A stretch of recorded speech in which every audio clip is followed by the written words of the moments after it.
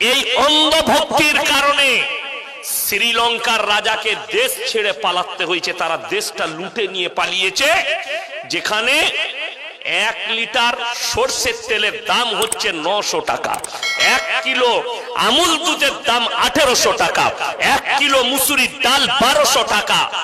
তাদের দেশের কিছু লোক দেশ ছেড়ে পালিয়েছে, ভিক্ষা করে খেতে হচ্ছে, দেশটাকে ভিখারি। কেন? তারা খালি রাজনীতি করেছিল ধর্ম নিয়ে। মুসলমানদের মাদ্রাসা ভেঙে দাও, তাদেরকে বুঝিয়েছিল তোমরা ধর্ম চিনো, আর এই হারামখোর দেশ লুটেছে আর বাইরে পাঠিয়েছে। শেষকালে কি হলো? এই অন্ধ ভক্তরাই নিজের যার ভক্ত হয়েছিল তার ঘর বাড়ি ভাঙচুর করলো, আগুন লাগালো কতজনের বাড়িতে, নেতাদের বাড়িতে আগুন লাগিয়ে দিয়েছে, ভাঙচুর করেছে। এটার নাম হচ্ছে অন্ধ ভক্তি।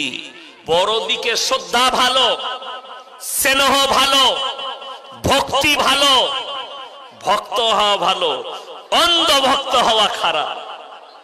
মাথায় রাখবে। আজকে দেখতে পাচ্ছেন না কিছু গোবরখোর আর মুতখোর দিল্লিতে দাঁড়িয়ে বলছে पेट्रोल अगर 1000 रुपया लीटर होगा फिर भी हमको मोदी जी चाहिए। বলছে না? এর নাম হচ্ছে অন্ধ ভক্ত। ভক্ত ভালো, অন্ধ ভক্ত ভালো নয়। অন্ধ ভক্ত হলে আপনি বিপদে পড়বেন। ইয়াসিনকে ভালোবাসেন আলহামদুলিল্লাহ, কিন্তু যদি আমার অন্ধ ভক্ত হন আপনি বিপদে পড়বেন। আমি যখন বুঝবো এই লোকগুলো আমার অন্ধ ভক্ত, আপনাকে দিয়ে আমি পাপাচারী করার চেষ্টা করব। আজকে দেখলেন তাকিয়ে প্রমাণ দিয়ে যাচ্ছে।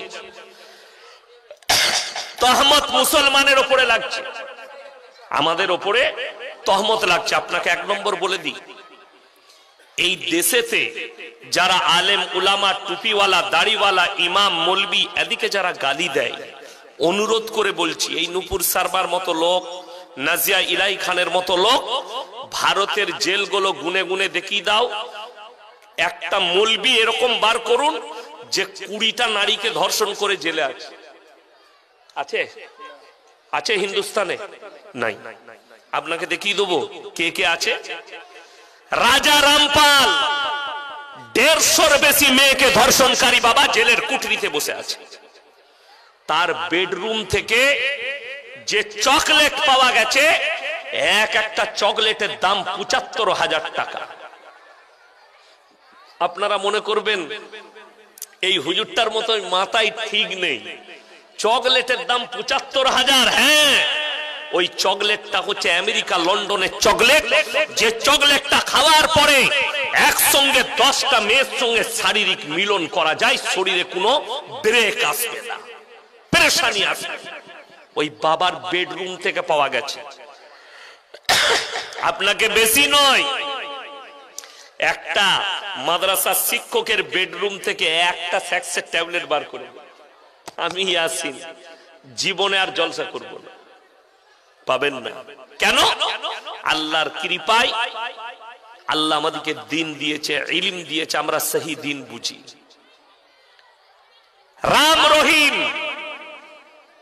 250-র বেশি মেয়েকে ধর্ষণ করেছে। তার গুফার নিচে থেকে কঙ্কাল পাওয়া গেছে, 10 থেকে 15টা মার্ডার করে মেয়েদিকে ভরেছে। জেলের কুঠরিতে বসে আছে রাম রহিম বাবা। যে অমুসলিম ভাই যেত, বাবা हमारे लड़की को दोरा आशीर्वाद दे दो, बाबा बोलतो हमारे गुफे में भेज दो। साला गुहार ভেতরে আশীর্বাদ। কথাটা বুঝতে পারেন? আপনারা যদি এসে বলেন ইয়াসিন ভাই আপনাকে ভালোবাসি, বর্ধমানের মানুষ, আমার মেয়ের জন্য একটু দোয়া করে দিবেন, তা আমি কি বলবো? তোর মেয়েটাকে আমার কামড়ায় পাঠা। কথাটা বুঝতে পারেননি?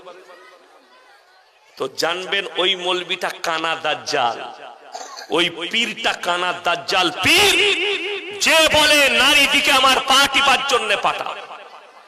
আমার কাছে তো অনুমতি দিল যে পর্দাটা খুলবো, আমার বিরক্ত লাগছে। আগামীতে এই এলাকায় জলসা ইয়াসিন আর লিবেন, আজকে লাস্ট চ্যালেঞ্জ দিলাম।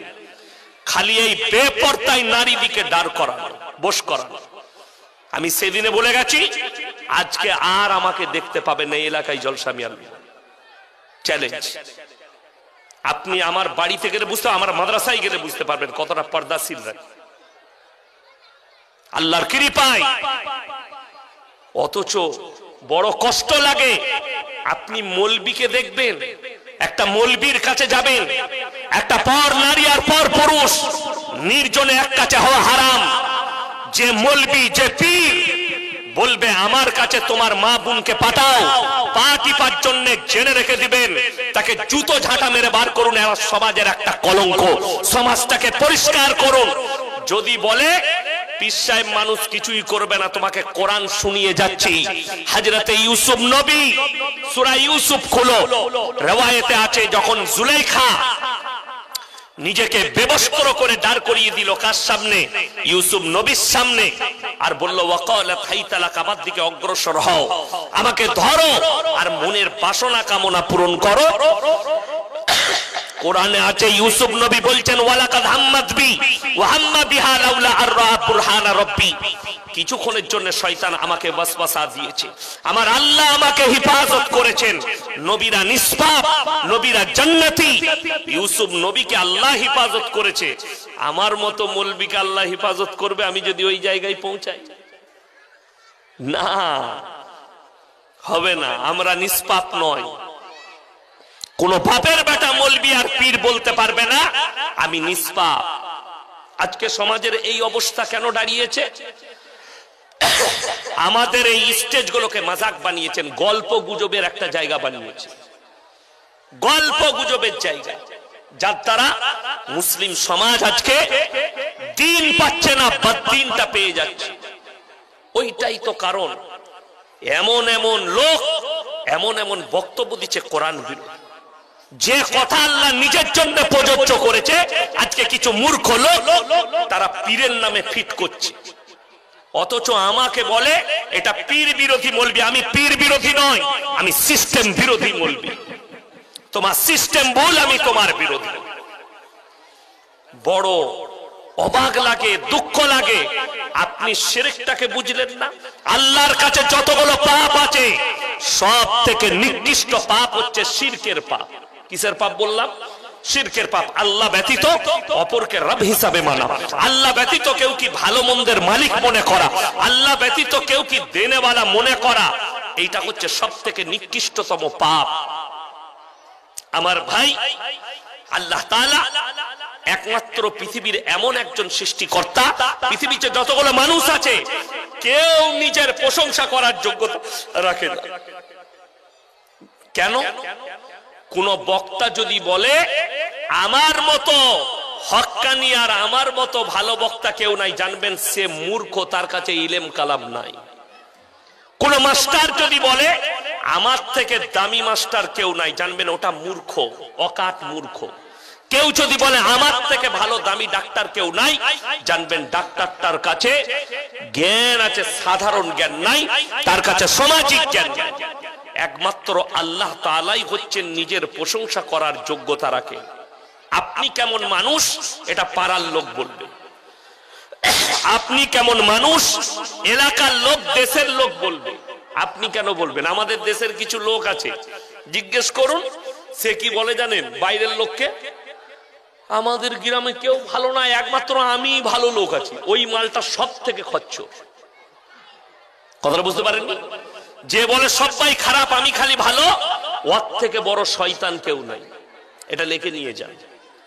তুমি কি তোমার প্রতিবেশী বলবে, পাড়ার লোক বলবে। আপনি বুঝতে পারবেন কোরআন খুলুন, আল্লাহ তাআলা যেটা নিজের জন্য প্রযোজ্য করেছেন কোন নবী পয়গম্বর কারোর জন্য প্রযোজ্য করেননি। কোরআন খুলুন, সূরা কাহাফ। কোন সূরা বললাম? সূরা কাহাফ, একবারই শেষ আয়াতের আগের আয়াত। আল্লাহ কোরআনে বললেন قل لو كان البحر مدادا لكلمات ربي لنفذ البحر قبل أن تنفذ كلمات ربي ولو جئنا بمثله مددا।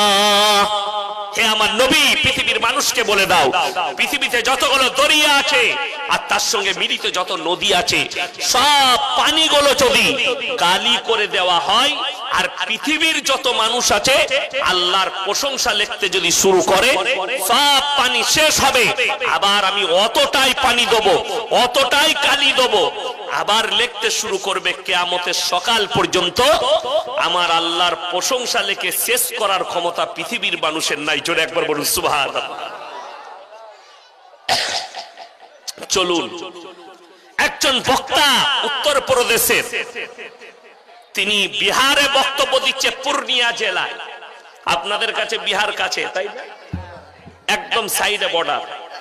তিনি বক্তব্য দিচ্ছেন কি লোকের কাছে, मेरे भाइयों, मेरे दोस्तों, मेरे बुजुर्गों, कान खुलकर सुन लो, बड़ा पीर का क्या मर्तबा था, बड़ा पीर अब्दुल कादिर जिलानी रहमतुल्लाह अलैह का क्या मर्तबा था। उनका मर्तबा तो ये थे, उनका मर्तबा तो ये था, इतने बड़े पीर थे, इतने मर्यादा थे कि पूरे दुनिया के सारे दरिया और नदी के पानी को अगर स्याही बना दिया जाए और सारे दरख्तों को कलम बना दिया जाए और पूरे दुनिया के लोग बड़ा पीर का तारीफ लिखना शुरू करे तो कियामत तक नहीं खत्म कर सकते, लिख नहीं सकते। जोरे बोलूं नाउज बिल्लाह, नाउज बिल्लाह। ভাই একটু আগে আসি, পিছনে ভাই জায়গা পাচ্ছে না, তো আগে আসেন ভাই, দয়া করে একটু আগে আসি। তারা পিছনে জায়গা পাচ্ছে না, সব দাঁড়িয়ে আছে ভাই, এই ফাঁকা জায়গাটা পূরণ করি, তারা বসতে পারবে। ভাই আমি একটা কথা বলি, যারা দাঁড়িয়ে আছেন এই বাঁয়ে জায়গা আছে, এসে বসে যান। আর দ্বিতীয়বার কোনো কমিটির লোক বলতে আসবেন না যে আগে এসে বসতে বলুন। যার মন যাবে সে বসবে, ডেকে ডেকে জান্নাতে ঢুকানো যাবে না, জায়গা হবে না। ডিস্টার্ব করবেন না বায়ানের মধ্যে, যার মন যাবে সে বসবে, ঠিক কিনা কথা বলেন? সে জায়গা খুঁজে ঠিক বসে নিবে, আর যারা দাঁড়িয়ে থাকার তারা থাকবে। জায়গা তো গাদা আছে, এসে বসো না, শীতকালের দিন। তো যে কথাটা আল্লাহ নিজের জন্য বলেছেন এটা রাসূলের জন্য প্রযোজ্য নয়, কোন নবীর জন্য আল্লাহ প্রযোজ্য করেননি, শুধুমাত্র কোরআনে নিজের জন্য বললেন।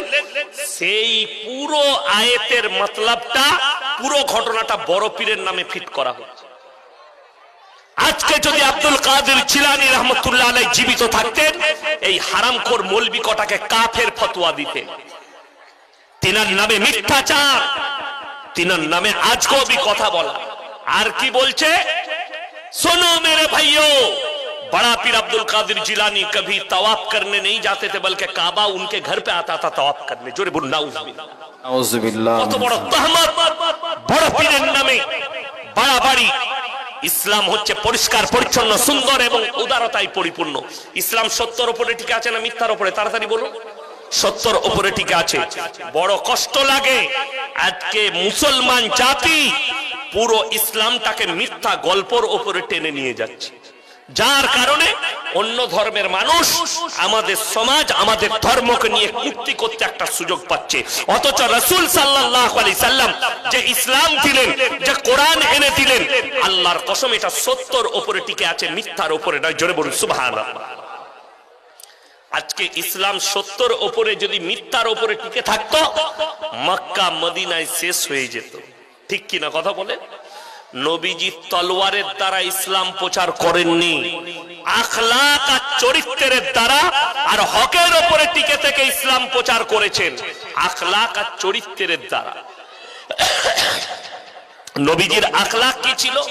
আজকে আমি বলি, অনেক আমাদের বক্তা, অনেক মৌলবি, অনেক মুসলিম ভাই, তারা অন্য ধর্মকে কুত্তি করে, গালাগালি করে। এর থেকে বড় নির্বোধ কেউ নাই। এর দ্বারা কেউ ইসলাম কবুল করবে না, এর দ্বারা ইসলাম প্রচার হবে না। আপনি যদি বলেন ইসলামটা প্রচার করব, আখলাক আর চরিত্রের দ্বারা প্রচার করতে হবে। নবীজি সাল্লাল্লাহু আলাইহি সাল্লাম আখলাক আর চরিত্র দেখিয়েছেন।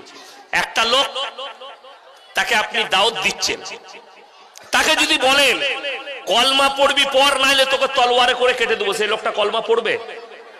জীবনে পড়বে না।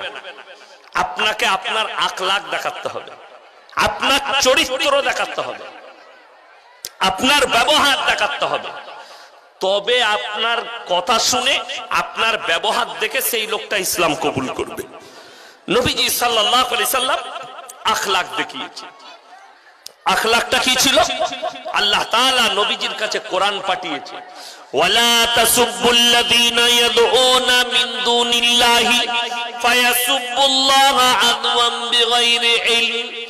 হে আমার নবী বলে দাও, তোমরা অন্য ধর্মের যারা আল্লাহ ব্যতীত অপরের উপাসনা করে তাদেরকে তোমরা গালিমন্দ করো না, তাদের ধর্মকে, তাদের দেবদেবীকে গালি দিও না। সে তোমার আল্লাহকে গালি দেবে, তোমার ক্ষতি হবে। একটা খ্রিস্টান লোক মুহাম্মদ সাল্লাল্লাহু আলাইহি সাল্লামকে গালি দিলে আপনি ঈসা নবীকে গালি দিতে পারেন না, আপনার ঈমান নষ্ট হয়ে যাবে। কথাটা বুঝতে পেরেছেন না? পারেন। কোন ইহুদি যদি আল্লাহর নবীকে গালি দেয়, আপনি ঈসা নবী, মুসা নবীকে গালি দিতে পারেন না। কোরআনে আছে ওয়াল কিতাবি ওয়ান নবিয়্যিন, আমি যতগুলো নবী পয়গম্বর পাঠিয়েছি এটার উপরে বিশ্বাস করার নাম হচ্ছে ঈমান। আপনাকে বিশ্বাস আনতে হবে এগুলো সব আল্লাহর পাঠানো নবী পয়গম্বর। তুমি তার ধর্মকে গালি দিলে, সে তোমার আল্লাহকে গালি দিলে তোমার ক্ষতি হবে। নবীজি সাল্লাল্লাহু আলাইহি সাল্লাম কিসের সঙ্গে প্রচার করেছেন? নরমির সঙ্গে। গরমে কাজ হয় না, নরমে কাজ হয়। আপনি যদি রায়গঞ্জে বাসে চাপেন আর যদি বলেন ভিটিআর যাব, কেউ যদি বাসে আপনার সিটের পাশে বসে সিগারেট খায় আর আপনি যদি বলেন ভাই সিগারেটটা ফেলা, আমাকে কেমন লাগছে, সে যদি আপনার থেকেও বলবান হয় দ্বিতীয়বার কি করবে? সিগারেটের ধোঁয়ালে আপনার মুখে মারবে, চিল্লালি করবে, বল কি হয়েছে, মারবে না? মারবে না। আর আপনি যদি বলেন দাদা আমাকে ডাক্তারে নিষেধ করেছে সিগারেটের ধোঁয়া নিতে, এই সিগারেটের গন্ধ পেলে আমার বমি পায়, আমার কষ্ট হয়, একটু যদি ধরে খেতেন ভালো হতো। সে মনে মনে ভাববে মানুষটা কত নরম, কত ভদ্র, সিগারেটটা ফেলবে না? ফেলবে না। নরমে কাজ হয়, গরমে কাজ হয় না। আজকে আমাদের সমাজে অশান্তি কেন? আমরা কেউ নরম নয়। বাপ বেটার উপরে নরম নয়, বেটা বাপের উপরে নয়, ভাই ভাইয়ের প্রতি নরম নয়, স্বামী স্ত্রীর প্রতি নয়, স্ত্রী স্বামীর প্রতি নয়। আজকে আমাদের সমাজে দেখুন, মা বোনেরা শুনবেন, অনেক মা বোন আছে নামাজ পড়ে, পড়ে না? পড়ে না? নামাজ পড়ে কিন্তু যায় যায় কথা নাই। নামাজ পড়ে শাশুড়ি বয়ে কথা নাই।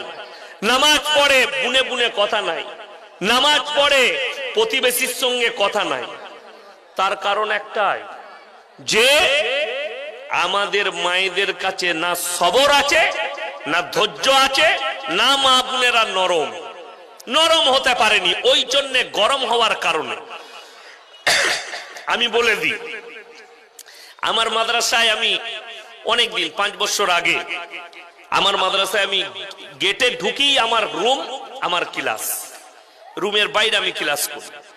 তো আমি জলসায় গিয়ে, জলসা থেকে ফিরে ফজরের পরে ঘুমিয়েছি, 8টায় ক্লাসে বসবো। তার আগে দেখছি একজন মানে আর কি এলাকার একটা বুড়ি মা, সে এসে বসে আছে আমার ক্লাসের কাছে। একটা ছাত্রকে বলেছে বাবা আমার খুব কষ্ট, বাপ ইয়াসিনকে একটু উঠিয়ে দাও। আমাকে উঠালো, হুজুর একজন ডাকতে এসছে। কে রে? আমি গেলাম, দেখছি ও কি হয়েছে মা, তুমি বসো আমি আসছি। আমি বাথরুমে গিয়ে উজু ফুজু করে এসে বসলাম সিটে। কি হয়েছে বলো? হুজুর আমার বিরাট প্রবলেম, তাবিজ একখানা দিতে হবে। হলো তাবিজ? আমি তো তাবিজ জানি না। না দিতে হবে। কি হয়েছে? বাবা প্রত্যেক দিন আমার বৌমায়ের সঙ্গে, বৌমাদের সঙ্গে ঝগড়া হয়, তারা আমাকে প্রত্যেক দিন গালি দেয়। আমরা তুমি কি করো? বলে আমি সুমানে চালাই, মানে উমালু কম লয়, ওরা গালি দেয় ও সুমানে চালায়। কি করতে হবে? এমন তাবিজ দাও যেন আমাদের গালে মন্দ বন্ধ হয়ে যায়। আমরা আল্লাহ, এই ঝগড়ার তাবিজ কোন মৌলবীর কাছে আছে? কথাটা বুঝতে পারেননি? এই ভাইজানকে জিজ্ঞেস করুন, ঝগড়ার তাবিজ খুঁজে পাবেনি। মৌলবীরা খেপে যাবে ঝগড়া তাবিজ। কিন্তু ব্যাপার আছে, কোন মৌলবী যদি বলে আমি তাবিজ দিতে পারবো না, এই মেয়েরা অপপ্রচার করবে, কিচ্ছু জানে না লো, ওকে বেকার রেখেছে। আমি দেখলাম আমার চাকরিটা খাবেই, তার থেকে বলে একটা মাল দিয়ে দি। আমি বললাম শোনো, আমার তাবিজ ব্যবহার করা খুব কঠিন। বলে কি? বলে দাও না তুমি। আমি কামরার ভেতরে গিয়ে একটা সাদা পাতাকে ছিঁড়ে লেপ দিয়ে মোটা পাড়া করে দিয়েছি, কাগজে মুড়ে দিলাম। বললে বাবা এত বড় তাবিজ? আমি বললাম গালের লয়, ওই জন্য একটু বড় পাড়া। গাল বন্ধুর তাবিজ, ঝগড়া বন্ধুর তাবিজ তো একটু বড় পাড়াই হবে। কি করবো বাপ? আমি বললাম যখন ঝগড়া হয়ে তোমার বৌমারা গালি দেবে, কামরার ভেতরে ঢুকে তুমি দাঁতে করে টিপে বসে থাকবে। সে বলে কাজ হবে না। একদম 100% কাজ হবে। ও আমার তাবিজ নিয়ে বাড়ি গেছে। এরপরে 3 দিন পরে ঝগড়া শুরু। সকালবেলায় এখন আমার তাবিজটা দরজা লাগিয়ে দাঁতে করে টিপে বসে আছে।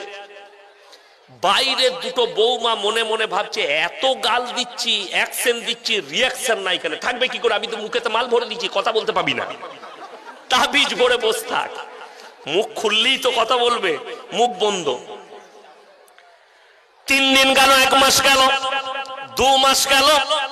এরপরে বৌমারা বলছে এত বলি, এত গাল দিই, এত কথা বলি, কোনো উত্তরই দেয় না। একে আর বলে লাভ নাই, ঝগড়া বন্ধ। যাই করে মিটমাট হয়ে যায়, কেউ কথা বলে না। বৌমারা শাশুড়িকে কিছু বলে না, শাশুড়িও কিছু বলে না। আমাকে ফোন করে বলছে হুজুর তাবিজ মারাত্মক কাজে লেগেছে। আমি বললাম মালটা খুলে দেখো, গোটাই সাদা। ও খুলে দেখেছে কিছুই লেখা নাই, সাদা পাতা। আমাকে বলছে বাপ কাজ কি করে হলো? আমি বললাম শুনে নাও, বৌমা যদি গরম হয় শাশুড়ি চুপ করে যাও, আর শাশুড়ি গরম হলে বৌমারা চুপ করে যাও, তোমাদের সমাজে শান্তি আসবে। আমার আল্লাহ রাব্বুল আলামিন কোরআনে নবীজিকে বললেন ফাবিমা রাহমাতিন মিনাল্লাহি লিনতা লাহুম ওয়ালাউ কুনতা ফাজ্জান গালিজান কলবি লান ফাজ্জু মিন হাওলিক। হে আমার নবী, তোমার হৃদয়টাকে আমি আল্লাহ নরম আর কোমল করেছিলাম বলে কেউ কোনোদিন তোমার কাছ থেকে দূরে সরে যায়নি। লান ফাজ্জু মিন হাওলিক। আর আমি যদি তোমাকে কর্কশ ভাষী করিতাম, সবাই তোমার কাছ থেকে দূরে সরে যেত। আল্লাহ নবীকে তয়েফের মাটিতে রক্তাক্ত করেছেন, আল্লাহ দিলকে নবীজি নরম করেছেন। নবীজি আল্লাহর কাছে দোয়া করেছেন, আল্লাহ আমাকে এরা পাথর মারলেও তুমি এদিকে হিদায়েত প্রাপ্ত করো। দোয়া করেছেন। নবীজিকে যারা গালি দিয়েছে নবীজি তাদের জন্য দোয়া করেছেন। নবীজিকে যারা বেত্তাঘাত করেছে নবীজি দোয়া করেছেন। আল্লাহর হাবিব সাল্লাল্লাহু আলাইহি সাল্লামের দিলটাকে আল্লাহ এত নরম করেছিলেন। যারা হাজী সাহেব আছেন, হাজী সাহেব কেউ আছেন এখানে? নাই? আছে? মজলিসে হাজী সাহেব আছে? কে আছেন? হাত তুলেন তো ইনশাআল্লাহ দেখি। কোথায়? থাকলেও হাত তুলবে না। আপনি মনে করছেন আমি কিছু বলবো? বয়স্ক শুনেন আমার কাছে, যিনারা হজ করতে গেছেন তিনারা দেখেছেন উহুদের প্রান্তরে 70 জন সাহাবী যিনারা যুদ্ধের ময়দানে শহীদ হয়েছিলেন, লোহার ব্যারিকেড দিয়ে তিনাদের কবরগুলো ঘেরা আছে। সেখানে এমন একজন সাহাবী শুয়ে আছেন যিনি হচ্ছেন নবীজি সাল্লাল্লাহু আলাইহি সাল্লামের চাচা জান হযরতে আমিরে হামজা রাদিয়াল্লাহু তাআলা, জিনার বুকটা চিরে যুদ্ধের ময়দানে কালিজা থরটা বার করে চিবিয়েছিল হিন্দা। নবীজি যেদিনে মক্কা বিজয় করলেন সাহাবীরা দাঁড়িয়ে গেলেন তলোয়ার নিয়ে। আজকে আমরা মক্কা বিজয় করেছি, আজকে বদলা লিবার দিন, আজকে বদলা লুব। আম্মার ইবনে ইয়াসিনের মায়ের 2 পায়ে উট বেঁধে দুদিকে বেঈমানরা তাড়িয়ে দিয়েছে। 2টো উট আঁখ ফাড়ার মতো ফাড়া গেছে। হযরতে সাইয়েদনা বেলাল হাবশির কোমরে দড়ি বেঁধে উটের পেছনে বাঁধা হয়েছে, পিঠের চামড়াটা কোমরে লেগে গেছে। আজকে আমরা বদলা লুব। আমিরে হামজার বুকটা ছিঁড়ে কলিজা থরকে চিবিয়েছে, বদলা লুব। নবীজি উঠে দাঁড়ালেন আর বললেন সাহাবীরা বসে যাও, আমার 5টা কথার উপরে তোমরা আমল করবে। নাম্বার 1, তোমরা বৃদ্ধকে মারতে পাবে না, জোরে বলুন সুবহানাল্লাহ। নাম্বার 2, বৃদ্ধাকে মারতে পাবে না। নাম্বার 3, শিশুকে মারতে পাবে না। নাম্বার 4, আত্মসমর্পণ করলে মারতে পাবে না। নাম্বার 5, কাবা ঘরে প্রবেশ করলে মারতে পাবে না। নবীজি এলান করলেন, হে মক্কার বেঈমান কাফেররা, শোনো, আমি আল্লাহর নবী, দয়া করতে জানি, ময়া করতে জানি, ক্ষমা করতে জানি, আমি বদলা নিতে জানি না। জোরে বলুন সুবহানাল্লাহ। এটা ছিল নবীজি সাল্লাল্লাহু আলাইহি সাল্লামের আদর্শ।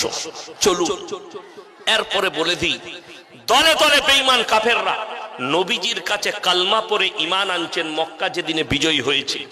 আল্লাহ নবী সাল্লাল্লাহু আলাইহি সাল্লাম নিজের জায়গা থেকে উঠে দাঁড়িয়ে গেলেন। কেন? একটা ব্যক্তি নিজেকে ঢেকে আনছে, একজন মানুষ নিজেকে পুরো ঢেকে নিয়ে আসছে। আল্লাহ নবী সাল্লাল্লাহু আলাইহি সাল্লাম বুঝতে পারলেন ওটা অন্য কেউ নয়, সে হচ্ছে হিন্দা। আল্লাহ নবী বললেন, এ হিন্দা, তুমি কালমাটা পড়ে দাও, আমি আল্লাহর নবী, ক্ষমা করতে জানি, দয়া করতে জানি, বদলা নিতে জানি না। তুমি আমার চাচা জানের কলিজার ঠট্টা চিবিয়ে খেয়েছো, আল্লাহ তোমাকে ক্ষমা করেছে, আমি মুহাম্মদ সাল্লাল্লাহু আলাইহি সাল্লাম তোমাকে ক্ষমা করলাম, কিন্তু জেনে রাখবে তুমি কালমা পড়েছো, মুসলমান হয়েছো, যতদিন বাঁচবে তুমি আমার সামনে এসো না, তোমার চেহারাটা দেখলে, আমার চাচা জানের কথা মনে পড়লে আমার বুকটা ফেটে যায়। নবীজি বললেন ক্ষমা। নবীজি দয়া শিখিয়েছেন। আজকে একটা মা তার সন্তানকে ক্ষমা করতে পারে না, একটা বেটা তার মাকে ক্ষমা করতে পারে না, একটা সন্তান তার বাপ যদি কিছু করে বসে থাকে আর ক্ষমা করে না, একটা বাপ তার সন্তানকে ক্ষমা করতে পারে না, অথচ সে গিয়ে মসজিদে মাথা ঠুকে বলে আমি নবীজির উম্মত।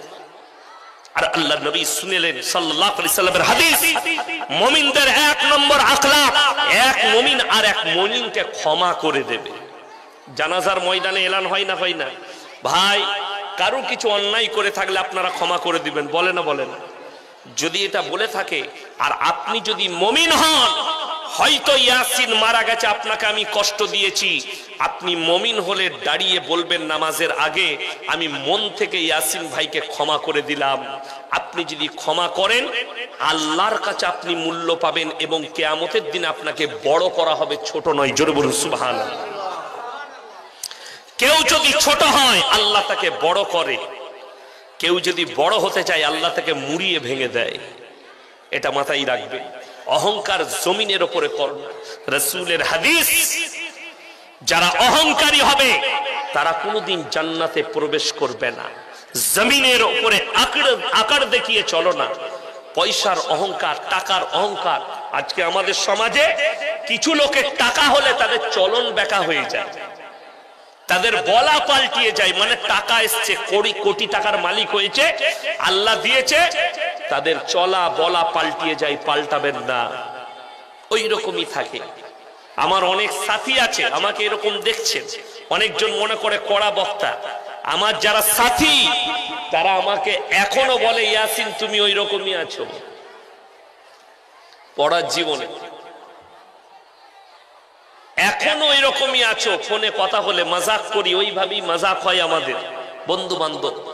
আল্লাহ, আমি বক্তা হয়েছি, সে হতে পারেনি একজন মাদ্রাসার শিক্ষক, সে বলে সে আমার ছোট নয়, সে আমার নিজের ভাই, আমার সাথী। অহংকারের কিছু নাই। আজকে যারা অহংকার করে সব সময় মাথায় রাখবেন, আল্লাহর কসম, এই যে মেমোরিটা যিনি দিয়েছেন সব কৃতিত্ব সেই আল্লাহ।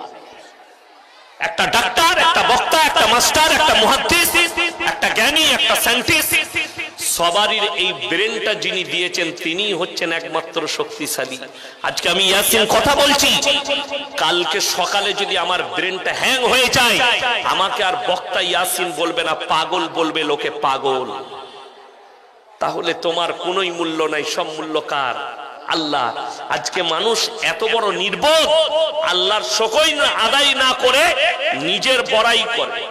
চায়ের দোকানে দেখতে পাবে, কারো যদি দুটো বেটা হয় বলে এমনি নিকিবে, আমি বাপের বেটা, আমি বাপের বেটা, আমার দুটো বেটা আছে, আমি মরদ, বলে না? কারো যদি একটা মেয়ে হয়, কারো যদি দুটো মেয়ে হয়, বলছে তুই না মরদ বলে তোর দুটো মেয়ে হয়েছে, আমি তো মরদ বলি আমার বেটা হয়েছে। বেটা হলে মরদ হয়? বড় কষ্ট লাগে। এগুলো হচ্ছে অহংকারী কথা, নির্বোধের কথা। আসল যারা জ্ঞানী হবে, শুনে রেখে দেন, আপনি যে আছেন বেঁচে, এটা আল্লাহর কৃপা। এখানে একজন বলতে পারবেন কালকে সকালটা আমার হয়ে যাবে? আল্লাহর কসম না। হযরত আবু বকর সিদ্দিক রাদিয়াল্লাহু তাআলা আনহু চোখের পানি ফেলে জিজ্ঞেস করলেন, ইয়া রাসূলুল্লাহ, পৃথিবীর জ্ঞানী ব্যক্তিকে? নবীজি কোন মূল্যবান লোকের নাম নেন। নবীজি বললেন, ওই ব্যক্তি সবথেকে জ্ঞানী যে প্রত্যেক দিন একবার নিজের মৃত্যুকে স্মরণ করে। আপনি রাত্রে শুতে যাবার আগে আপনি ভাববেন বিছানায় শুয়ে শুয়ে, আমি আমার বিবির পাশে শুয়ে আছি, আমি আমার সন্তানের পাশে শুয়ে আছি, ঘুমের মধ্যে মৃত্যু এলে আর আমার সকাল হবে না। এটা ভাববেন। এটা ভাবলে তবে আপনি বুঝতে পারবেন আপনার কৃতিত্ব কি আছে। আল্লাহ রাব্বুল আলামিন কয়েকটা কোরআনে দলিল দিয়েছে। কেন? মানুষের কৃতিত্ব কিছুই নয়। তোমাদের কাজ কতটুকু? আল্লাহ তাআলা দুনিয়ার একটা নিজামত তৈরি করেছে।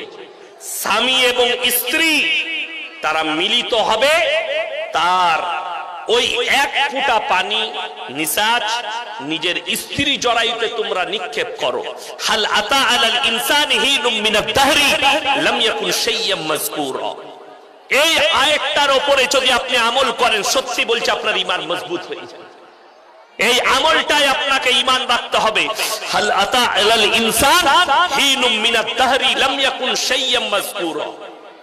হে আমার নবী, বলে দাও তোমাদিকে দুনিয়াতে পাঠাবার পূর্বে তোমার এলাকায়, তোমার বাড়িতে, তোমার গ্রামে তোমার কোনো কালচার ছিল না। আমার আব্বা কি জানতেন যে আমার চারটা সন্তান হবে, একটা সন্তান ইয়াসিন বক্তা হবে? কথা বলেন। আমার যারা বাপের বয়সী আছেন, যিনারা ছোটবেলায় আমার আব্বার জালসা শুনেছেন, তিনারা কি মনেও ভেবেছিলেন যে শওকত সাহেবের একটা ছেলে বক্তা হবে?